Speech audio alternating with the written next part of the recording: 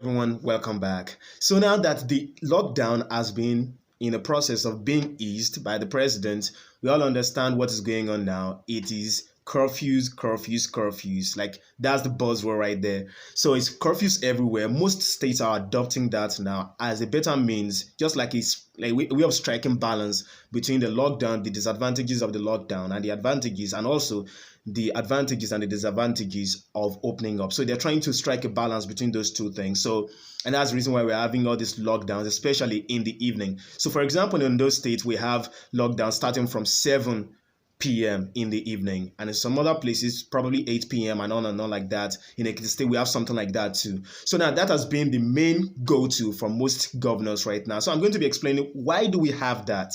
So now, the reason why we have that, first of all, is very, very clear. It's no brainer. Is that we are trying to curb the spread. Just the same thing that we have for lockdown. But all understand that the lockdown has so much economic impact, and that's one of the reasons why we are trying to ease it gradually, because the economic impact is way too much for us to handle here in Nigeria. And of course, the president made that acknowledgement that, okay, it's too much for us to handle here.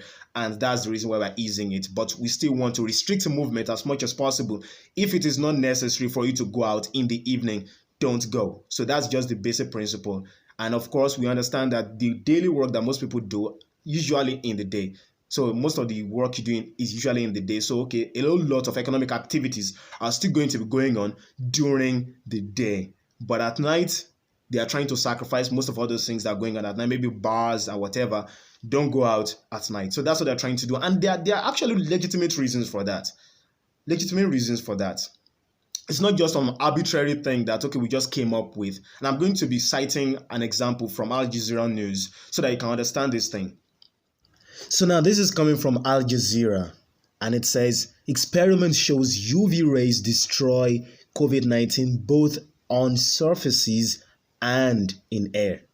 So we are very, very lucky in Nigeria, very, very lucky in Africa. I mean, just listening to this. And that is one of the reasons why most of these developed nations around the world, especially those in those temperate regions, United States and those countries in Europe, are waiting for the summer to rescue them out of this problem. We have perpetual sunlight here in Africa. So we are very lucky on this. So now, and this again is from Al Jazeera, so it's not just from untrustworthy source. So now, from Al Jazeera News, you can understand that this virus is very, very effective when there is cold temperature.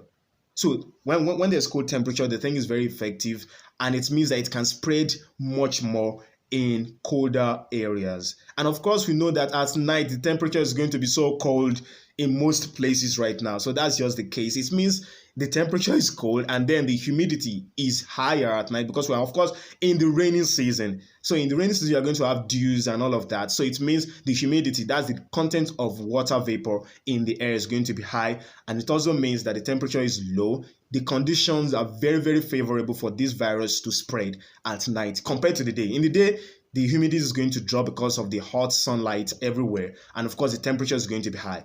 Again, from that study, from Al Jazeera, we understand that this thing cannot survive very much in the air or on surfaces under sunlight.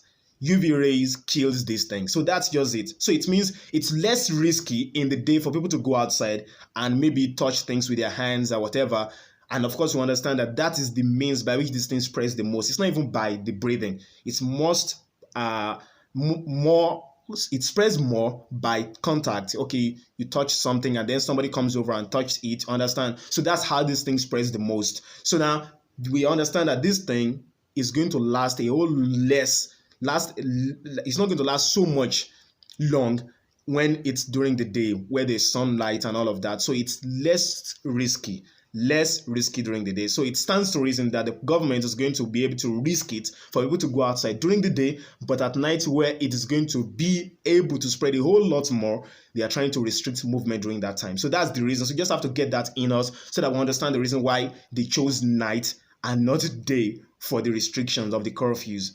Again, the economic part is part of it, but again, it's one of those reasons. So anyway, I'll be seeing you guys in the next video. Make sure you like the video, make sure you subscribe.